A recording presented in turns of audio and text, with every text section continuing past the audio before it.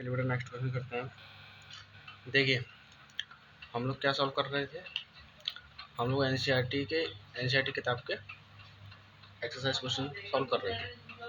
Okay बेटा देखो, ये जो मैं तुम्हें एनसीईआरटी किताब के जो क्वेश्चन करवा रहा हूँ ना, ये पुरानी किताब के हैं, ठीक है। ऐसे कुछ 2 से 3 साल पहले ये किताब चला करती थी, ठीक है। तो जो नई एनसीईआरटी है उसमें भी यही क्वेश्चन होंगे, लेकिन क्वेश्चन नंबर बदल दिया होगा, पेज नंबर बदल दिया होगा, ठीक है। तो एक बार चेक कर लेना, ठीक है। बात समझ गए ना। अब कुछ बच्चे ये सोचें कि भाई जो हमारी जो नई वाली किताब जो एनसीईआरटी की है उसमें तो ये क्वेश्चन तो वही है, लेकिन क्वेश्चन नंबर वही नहीं है, तो वो नई किताब है लेकिन क्वेश्चन सही है, ठीक है। तो पुरानी वाली किताब से मैच कर लेना।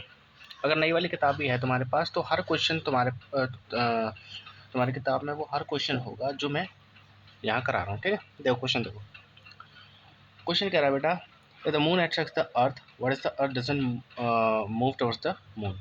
देखो हमारा ग्रेविटेशन लॉ क्या कहता है, हमारा ग्रेविटेशन लॉ कहता है कि दो बॉडीज़ के बीच में ना इक्वल एंड अपोजिट फोर्सेस लगती हैं, है ना।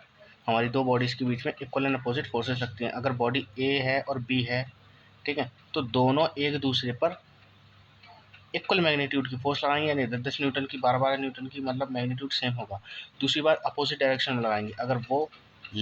अगर बॉडी ए बी बॉडी को लेफ्ट साइड में खींच रही है तो बॉडी ए को राइट साइड में खींचेगी। ओके चलिए, तो क्वेश्चन कह रहा है अगर मून जो है ना वो अर्थ को खींच रहा है ना, मून जो है अर्थ को खींच रहा है, तो जाहिर सी बात है अर्थ भी मून को खींच रही होगी, सही बात है। तो अगर मून अर्थ को खींच रहा है तो अर्थ जो है वो उसकी तरफ जाती क्यों नहीं, उसकी तरफ मूव क्यों नहीं करती, उसकी तरफ एक्सेलरेट क्यों नहीं करती है ना। भाई मून खींच रहा है अर्थ को, तो अर्थ भी मून को खींच रही है, तो ये बात अलग है। क्वेश्चन कह रहा है मून अगर अर्थ को खींच रहा है तो अर्थ मून की तरफ जा क्यों नहीं रही है। तो बेटा सिंपल सा फंडा है। हमने देखो हमने क्या पढ़ा था, हमने थर्ड लॉ पढ़ा था, नहीं पढ़ा था, हमने थर्ड लॉ में पढ़ा था कि भैया जिसकी ताकत ज़्यादा उसका असर दिखेगा। थर्ड लॉ अगर किसी ने नहीं देखा तो पहले थर्ड लॉ देखना। जिसका मास ज़्यादा होगा वही अपनी शक्ति ज़्यादा दिखाएगा।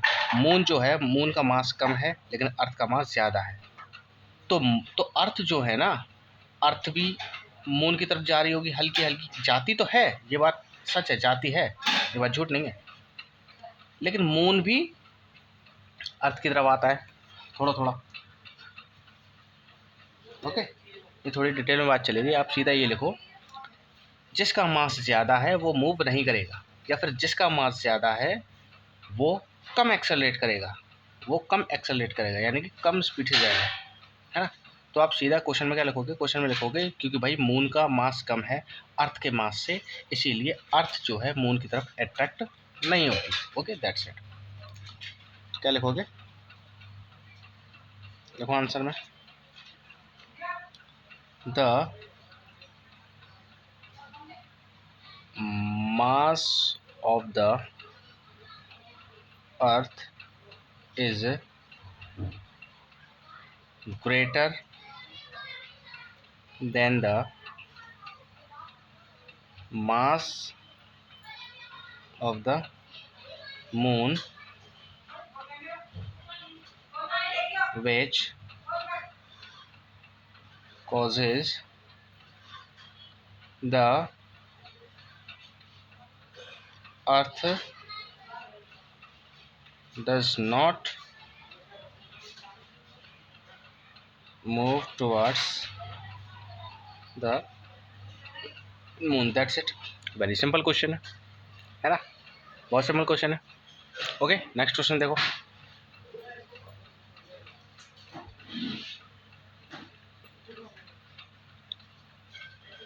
नेक्स्ट क्वेश्चन क्या कह रहा है, देखो नेक्स्ट क्वेश्चन कह रहा है कि ग्रेविटेशनल फोर्स क्या होगी दो बॉडीज के बीच में। मान के चलो एक बॉडी ए है एक बॉडी बी है, ठीक है, एक बॉडी ए है एक बॉडी बी है, ये ए बॉडी है ये बी बॉडी है, ठीक है, इन दोनों के बीच का डिस्टेंस है।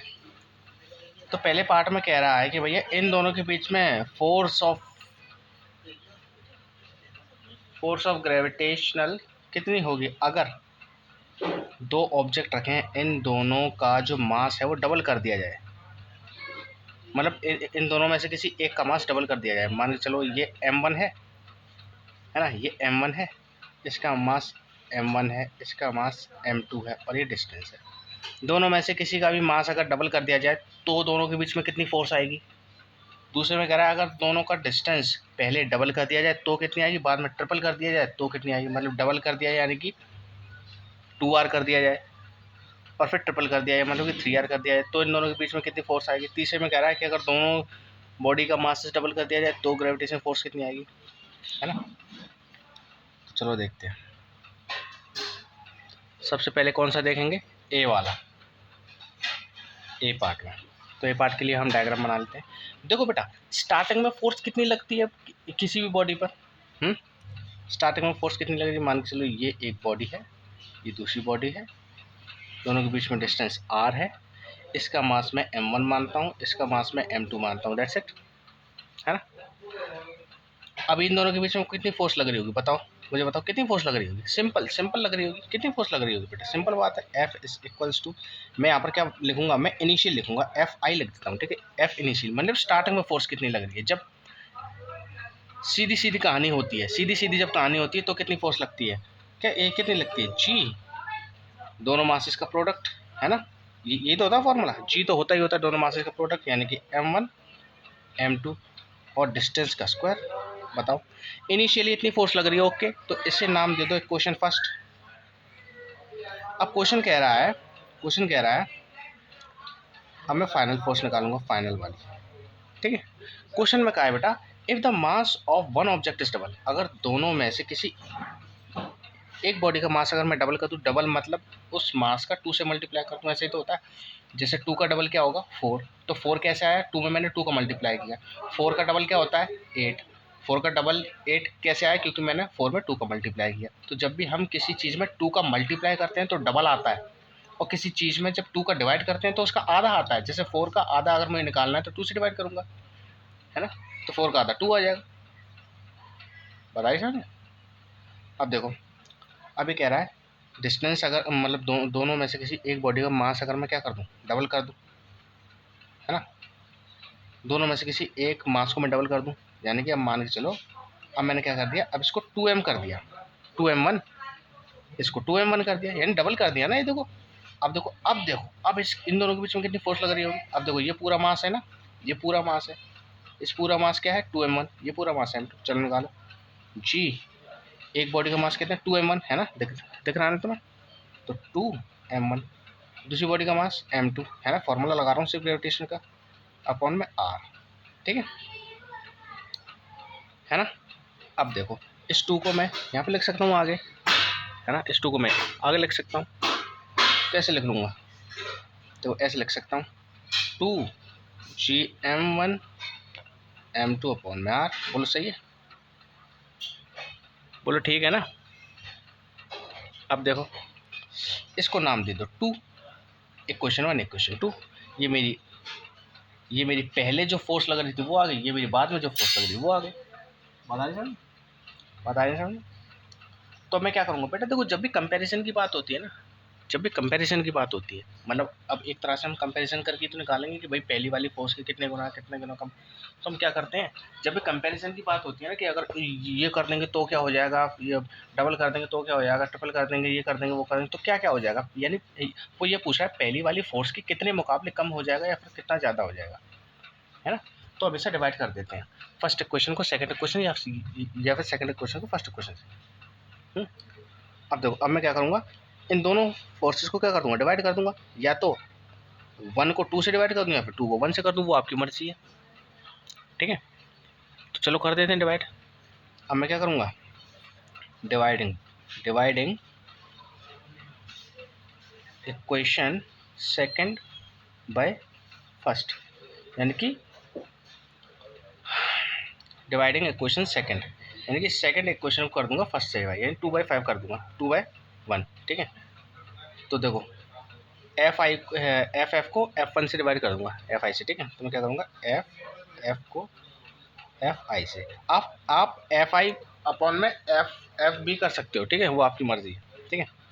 एफ एफ की वैल्यू कितनी थी, ये रही, देखो ये निकल गई 2 GM1 M2 अपॉन में आर, देखो आर का स्क्वायर भी था ना बेटा, स्क्वायर भी ध्यान रखना, मैं भूल गया स्क्वायर लगाना, ठीक है, स्क्वायर।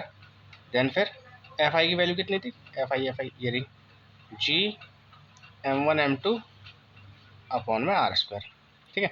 अब देखो जब भी चार डिवाइड आते हैं तो क्या करते हैं, ऊपर वाले को तो ऐसी की ऐसी रहने देते हैं M1 M2 अपॉन में आर स्क्वायर, और जो नीचे वाला डिवाइड होता है उसका रेसिप्रोकल कर देते हैं, यानी इनटू करके are square upon GM1 M2। कैसे करते हैं, इसको ऊपर ले आते हैं, इसको नीचे ले आते हैं, नीचे वाले को ऊपर वाले को ऐसे रहने दें, नीचे वाले को रेसिप्रोकल करके इनटू कर देते हैं।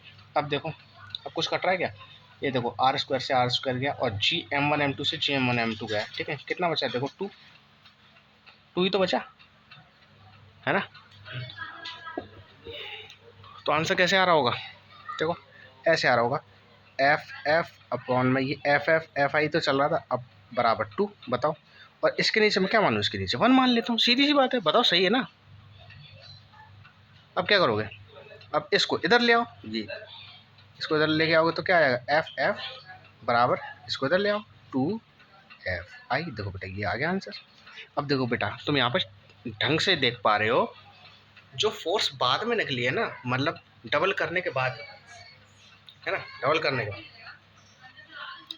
डबल करने के बाद मतलब पहले कितनी फोर्स लग रही थी, लग रही होगी कितनी भी, पहले फोर्स लग रही होगी कितनी भी, बाद में जब हमने डबल किया ना, किसी एक मास को डबल किया तो जो फाइनल वाली फोर्स निकली है ना, वो कितने गुना निकली है, यानी पहली वाली फोर्स के 2 गुना ज़्यादा, यानी कि डबल करने से पहले जितनी भी फोर्स लग रही थी ना,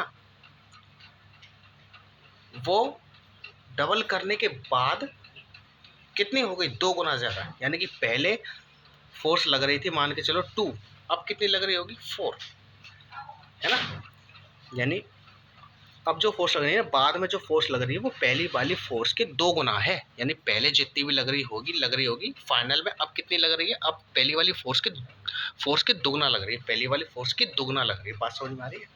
तो इस तरह से हम इस तरह से इसे सॉल्व करते हैं, है ना। चलो इसका ये पार्ट तो हो गया, अब इसके जो नेक्स्ट पार्ट है ना, इसके जो नेक्स्ट पार्ट है मैं आपको नेक्स्ट वीडियो में कराऊंगा, ठीक है। आज के लिए बस इतना ही। मैंने क्वेश्चन नंबर 6 का ए वाला पार्ट करा दिया आपको, क्वेश्चन नंबर 6 का ए वाला पार्ट, बी वाला पार्ट और सी वाला पार्ट नेक्स्ट वीडियो में देखेंगे। Okay, thank you.